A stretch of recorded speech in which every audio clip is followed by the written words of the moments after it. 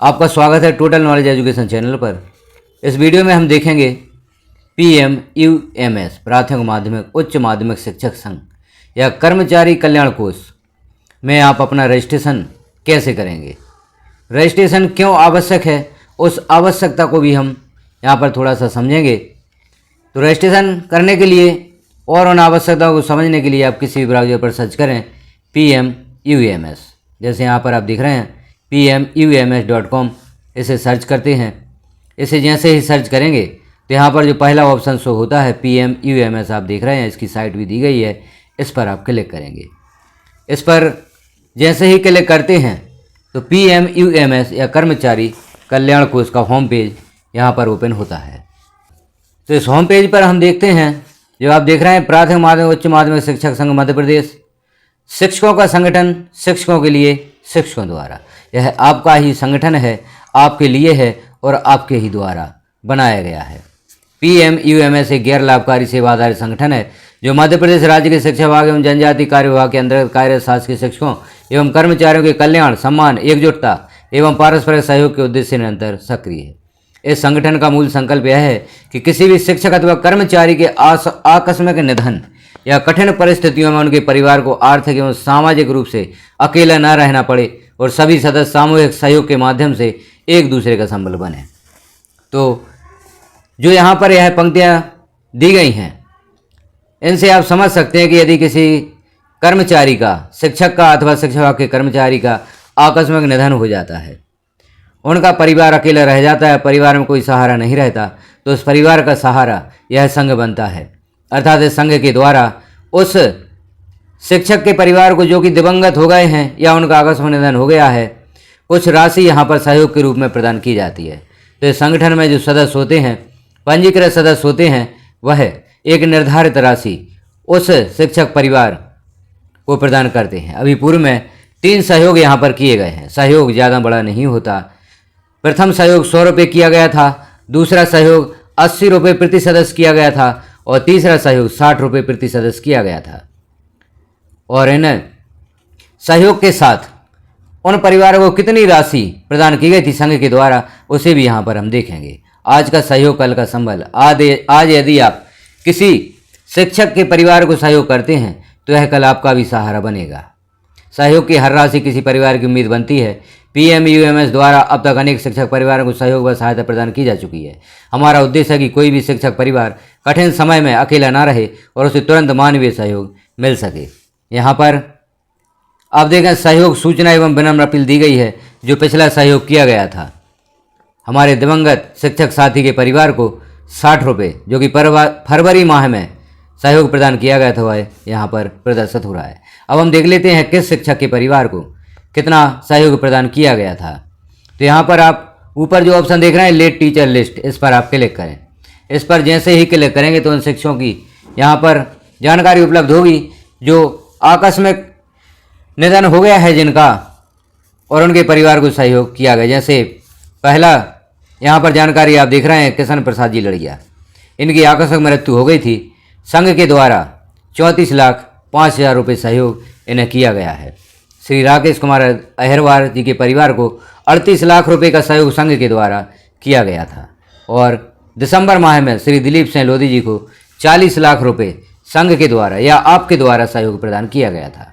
तो जो भी रजिस्टर्ड सदस्य होते हैं वह एक निर्धारित राशि इन दिवंगत शिक्षकों के परिवार को प्रदान करते हैं, क्योंकि जब कोई शिक्षक दिवंगत हो जाता है, आकस्मिक मृत्यु उनकी हो जाती है, उनका परिवार अकेला रह जाता है, तो उस घड़ी में यह संघ उनका सहारा बनता है। क्योंकि हमने वर्तमान में देखा है, शिक्षकों की स्थिति को देखा है, क्या स्थिति है। यदि कोई शिक्षक आकस्मिक मृत्यु को प्राप्त हो जाता है तो उसका परिवार अकेला रह जाता है, कहीं से भी उसको सहयोग प्राप्त नहीं होता, तो यह संघ वहाँ पर सहयोग प्रदान करता है। तो इसलिए यह इस संघ में आपका रजिस्ट्रेशन होना आवश्यक है। यदि आपका पंजीयन है और यदि आपके साथ भी किसी प्रकार की आकस्मिक घटना हो जाती है तो आपको भी यह सहयोग इस संघ के द्वारा प्रदान किया जाएगा। तो इसमें सर्वप्रथम पंजीयन करना आवश्यक है। आपको अपना पंजीयन करना होगा। पंजीयन किस प्रकार से करेंगे, उस पंजीयन प्रक्रिया को यहाँ पर हम देखते हैं। होम पेज जो यहाँ पर लिखा हुआ है, इस पर हम क्लिक करते हैं तो होम पेज पर पहुँचते हैं। यह है पोर्टल का होम पेज। अब यहाँ पर आप रजिस्ट्रेशन के लिए देखें, नीचे जो आप देख रहे हैं लॉगिन और रजिस्ट्रेशन का ऑप्शन, यदि आप पूर्व से पंजीकृत सदस्य हैं तो लॉगिन पर क्लिक करके लॉगिन कर सकते हैं और रजिस्ट्रेशन पर क्लिक करके आप नए सदस्य के रूप में अपना यहाँ पर रजिस्ट्रेशन या पंजीयन कर सकते हैं। तो रजिस्ट्रेशन पर हम क्लिक करते हैं। अब यहाँ आप जानकारियाँ देखें, कुछ साधारण सी जानकारी आपको यहाँ पर लेना है। आपका नाम लिखना है, सरनेम या जाति लिखना है, पिता का नाम, लिंग सिलेक्ट करना है, वैवाहिक स्थिति, जन्मतिथि, कंट्री कोड यहाँ पर दिया गया है, मोबाइल नंबर एक बार और लिखना है, ईमेल आईडी लिखना है और ईमेल की पुष्टि करें, एक बार और ईमेल आईडी आपको लिखना है। तो पहले हम इन जानकारियों को भर लेते हैं, फिर अगले पेज की जानकारी देखते हैं। तो इस प्रकार से आप अपना नाम लिखें, उपनाम लिखें, पिता का नाम लिखें, यहाँ पर लिंग सेलेक्ट करें, पुरुष या महिला, वैवाहिक स्थिति, आप विवाहित हैं तो विवाहित सेलेक्ट कर दें और अविवाहित हैं तो अविवाहित सेलेक्ट करें। यहाँ पर देखें जो ऑप्शन दिए गए तलाकशुदा, विधवा, विधवर, जो भी सही ऑप्शन है उसे सिलेक्ट करें। यहाँ पर जन्म तिथि आपको सिलेक्ट करना है, तो जो भी आपकी जन्म तिथि है तो जन्म तिथि को आप यहाँ पर सिलेक्ट कर दें। इस प्रकार से यहाँ जो वर्ष दिया गया है, वर्ष पर आप क्लिक करेंगे तो वर्ष यहाँ ओपन होंगे। आपका जो भी जन्म तिथि का वर्ष है उस वर्ष को आप यहाँ पर सिलेक्ट कर दें।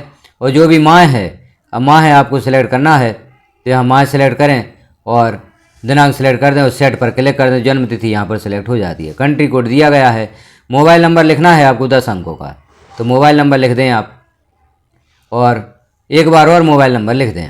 मोबाइल नंबर 2 बार लिखने के पश्चात ईमेल आईडी, जो भी आपके मोबाइल में ईमेल आईडी है, जो ईमेल आईडी आपकी चालू है, बंद ईमेल आईडी यहाँ पर ना लिखें। ईमेल आईडी जो आपके मोबाइल में वर्तमान में कार्यरत है, चालू है, उस ईमेल आईडी को लिखेंगे। इस प्रकार से इस पेज की जानकारी आप तैयार करेंगे। अब हम देखते हैं अगला पेज, पता विवरण। अब यहाँ पर पता विवरण आपको लिखना है, तो राज्य यहाँ पर मध्य प्रदेश पहले सिलेक्ट होगा, तो मध्य प्रदेश यहाँ पर सिलेक्ट है। अब आपको संभाग चुनना है, तो संभाग यहाँ पर जो भी आपका संभाग है वो संभाग को चुनें। यदि यहाँ पर संभाग आप देखते हैं कि सभी संभाग ओपन नहीं होते, तो मोबाइल को डैशबोर्ड साइट बंद कर दें। जो मोबाइल पर आपकी डैशबोर्ड साइट ओपन होगी या चालू होगी उसे आप बंद कर दें। उसे किस प्रकार से बंद करेंगे उसे भी हम यहाँ पर देखते हैं। इन 3 लाइन पर आप क्लिक करेंगे, नीचे देखते हैं डैशबोर्ड साइट। यहाँ पर इस पर टिक नहीं होना चाहिए, जो डैशबोर्ड साइट लिखा है इस पर टिक नहीं होना चाहिए, तो सभी संभाग यहाँ पर ओपन होंगे। यदि आप टिक कर देते हैं तो संभाग या जिला यहाँ पर ओपन नहीं होते, तो डैशबोर्ड साइट को आप बंद रहने दें। अब हम देखते हैं आगे, संभाग चुनकर, तो यहाँ पर संभाग चुनते हैं, जो भी आपका संभाग है, जैसे हमने यहाँ पर चुना, जिला आप चुनें, जो भी जिला है आपका, ब्लॉक चुनें, जिस ब्लॉक से हैं आप उस ब्लॉक को यहाँ पर लिखें, पूरा पता लिखें यहाँ पर, जैसे हाउस नंबर, स्ट्रीट, लैंडमार्क, संपूर्ण पता यहाँ पर आप लिखें। तो हम लिखते हैं पता। इस प्रकार से आप पता लिखेंगे, राज्य, संभाग, जिला, ब्लॉक और पूरा पता और पिन कोड लिख देंगे। अब देखें आगे व्यावसायिक विवरण आपको लिखना है।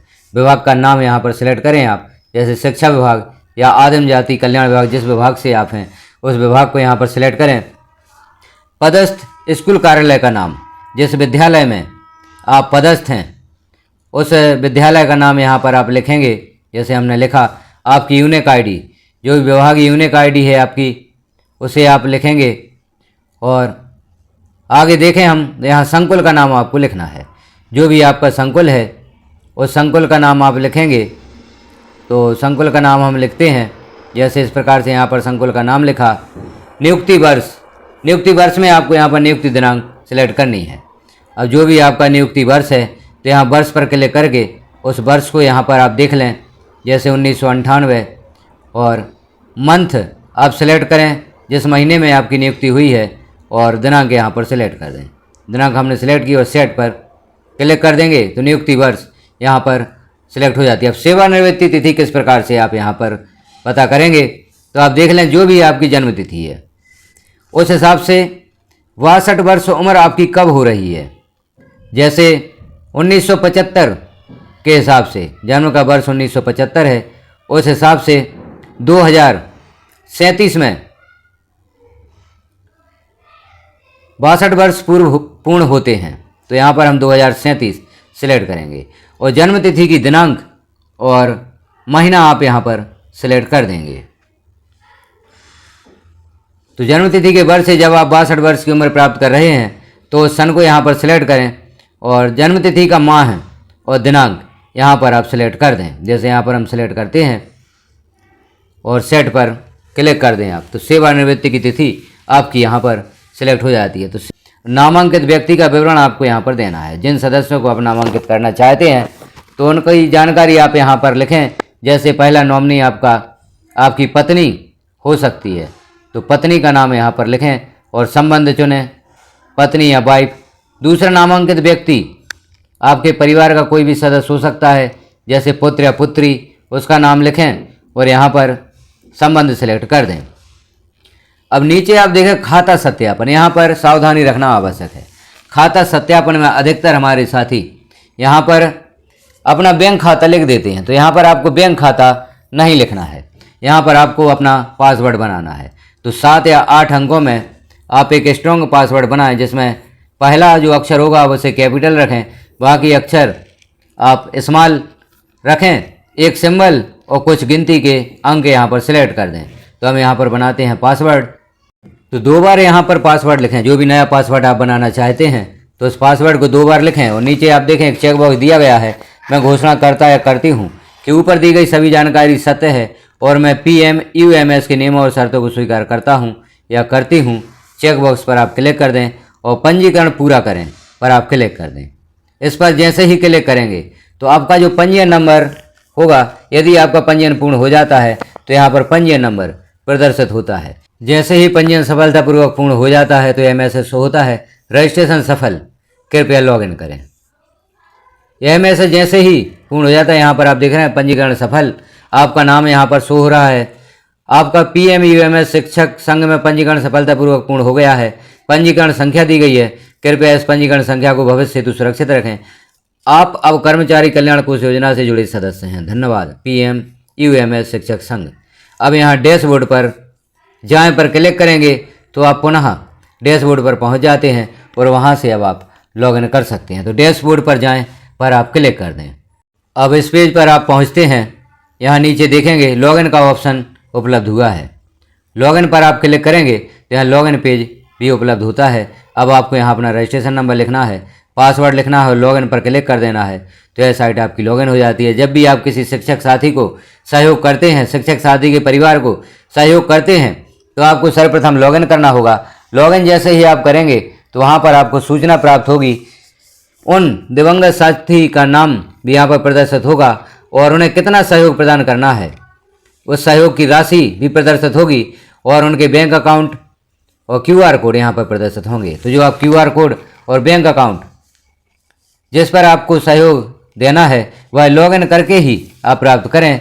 किसी भी ग्रुप पर आपको किसी प्रकार के बैंक अकाउंट या QR कोड प्राप्त होते हैं तो आपसे रिक्वेस्ट है उन पर आप सहयोग प्रदान ना करें। यहाँ पर पहले आप लॉगिन करें, सूचना देखें और यहाँ पर लॉगिन करने के पश्चात जो बैंक अकाउंट या QR कोड आपको प्रदर्शित होंगे उन पर ही आप सहयोग प्रदान करें। इस प्रकार से आप अपना रजिस्ट्रेशन नंबर लिखेंगे, पासवर्ड लिखेंगे, लॉगिन पर क्लिक कर देंगे। यदि आप अपना पासवर्ड भूल जाते हैं तो नीचे आप ऑप्शन देख रहे हैं पासवर्ड भूल गए या फॉरगॉट पासवर्ड, इस पर क्लिक करके आप इस रजिस्ट्रेशन नंबर के माध्यम से अपना नया पासवर्ड भी बना सकते हैं। तो इस रजिस्ट्रेशन नंबर को आप अवश्य सुरक्षित रखें, क्योंकि हम पोर्टल की साइट पर भी देख सकते हैं लेकिन कभी कभी प्रॉब्लम होती है, तो रजिस्ट्रेशन नंबर आपके पास सुरक्षित रहना चाहिए। लॉगिन पर आप क्लिक करें। लॉगिन पर जैसे ही क्लिक करेंगे, यदि आपकी ID पासवर्ड सही है तो आप लॉगिन हो जाते हैं। यदि पासवर्ड गलत प्रदर्शित होता है या गलत आप दर्ज करते हैं तो इनवैलिड यूजर ID और पासवर्ड यहाँ पर मैसेज प्रदर्शित हो जाता है। जैसे ही आप लॉगिन कर लेते हैं तो यह पेज प्रदर्शित होता है। यहाँ आप देखो होम पेज है। अब यहाँ से आप विभिन्न जानकारियाँ देख सकते हैं। अवर मेंबर्स, यदि आप पंजीकृत सदस्यों की जानकारी देखना चाहते हैं अवर मेंबर से देख सकते हैं, और जो दिवंगत साथी उनसे संबंधित जानकारी देखना चाहते हैं तो लेट टीचर लिस्ट से देख सकते हैं। सहयोग असहयोग लिस्ट भी आप यहाँ से देख सकते हैं। नियमावली भी आप यहाँ से संघ की देख सकते हैं। तो इस प्रकार से आप अपना रजिस्ट्रेशन करेंगे और पोर्टल पर प्रदर्शित होने वाली विभिन्न जानकारियाँ आप देखेंगे। तो यह सब देखने के लिए आप संघ में रजिस्ट्रेशन अवश्य कर लें, क्योंकि जैसे प्रारंभ में बताया गया है यह संघ शिक्षकों के लिए शिक्षकों के द्वारा बनाया गया संघ है। शिक्षक स्वयं शिक्षक की मदद करते हैं, इस उद्देश्य से इस संघ को बनाया गया है। तो जानकारी कैसी लगी आपको कमेंट में एक बार अवश्य बताएं। चैनल पर पहली बार है तो चैनल को सब्सक्राइब कर लें, बेल आइकन को क्लिक कर ऑल पर प्रेस कर दें ताकि इस प्रकार की महत्वपूर्ण जानकारियाँ आपको नोटिफिकेशन के रूप में प्राप्त होती रहें। वीडियो को लास्ट तक देखने के लिए आपका धन्यवाद।